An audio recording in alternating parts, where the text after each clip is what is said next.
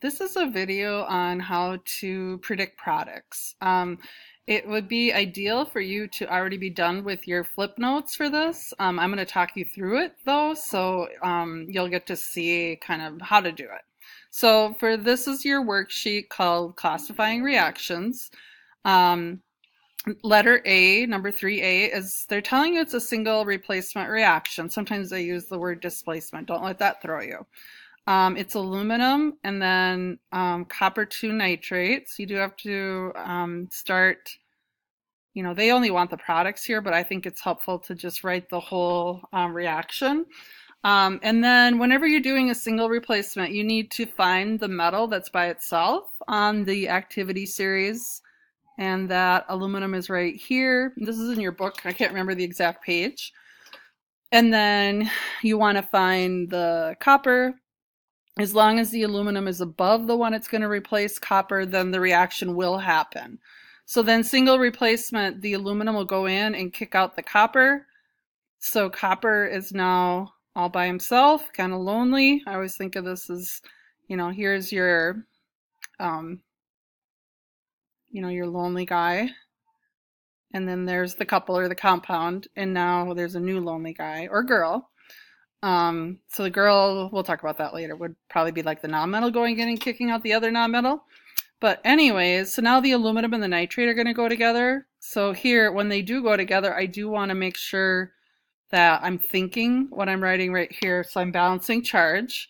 So the formula is going to be AlNO3 parenthesis 3. Then I would, of course, balance it. And you can see that I have I'm going to need to have 6 nitrates total. So I'm going to put a 3 here. So I have 6 nitrates, and then here a 2. So I have 6 NO3s. I have 2 aluminums. I can easily fix that. And I have 3 coppers. So that's one type. I'll just do a few more with you, and then you're going to want to use your flip notes to help you with these. So let's do letter D. I'll do this one, but I'm not going to balance it just to save time. I'll let you guys do that. So this is a combustion reaction, and combustion reactions always have a hydrocarbon and then oxygen. And then on the product side, you're always going to have carbon dioxide and water.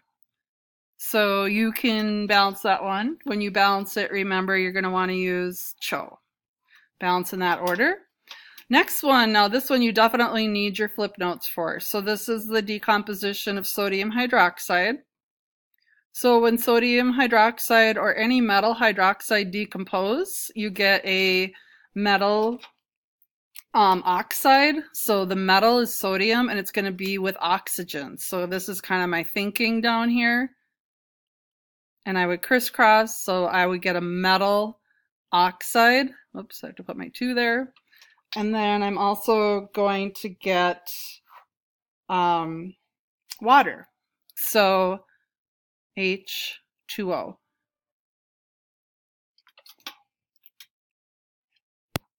Okay, so just to save time, since we're just predicting products right now, I'll let you guys balance this one. So anytime you have a metal hydroxide, let's say it was barium hydroxide, then we would have barium oxide and water.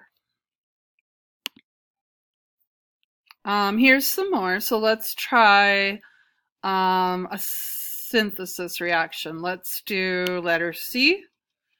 And for C, it's going to be just magnesium plus oxygen. This was the lab reaction that you did in the fume hood where it was really bright. And then magnesium is +1, oxygen is -2. So the formula of the white kind of powder that you made was MgO. And then I would balance this. Double replacement reactions. Let's do one of those. So we've done a decomp, a synthesis, a combustion. And when I do double replacement, let me see. Let's do this one. Actually, that one's kind of boring. Let's do this one. So we have sulfuric acid and calcium hydroxide And double replacement reactions, I like to think of it as these two are going to switch spots. So the hydrogen is going to go over here. The calcium will go over here. This is a special type of double replacement that you haven't learned about yet. It's a neutralization reaction. This is an acid. This is a base. So one of the things you always get in neutralization is water. And even if you didn't know that, when you bring the hydrogen over, you're not bringing the two with. The only time we bring the subscripts with are when they're part of the polyatomic ion.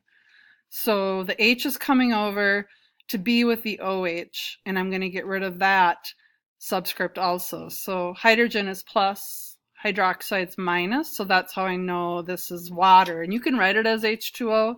This is one of those that's helpful to write it as HOH when you're balancing it. It should be easier for you if you do it this way. Then you have the calcium that's going to go with the sulfate. So again, you have to always, this is at least thinking, you don't have to show this, but these are adding up to 0 already. So it would just be calcium sulfate. Balancing this, you would need to put a 2 here. So you have 2 of the hydrogens, 2 OHs, and 2 OHs.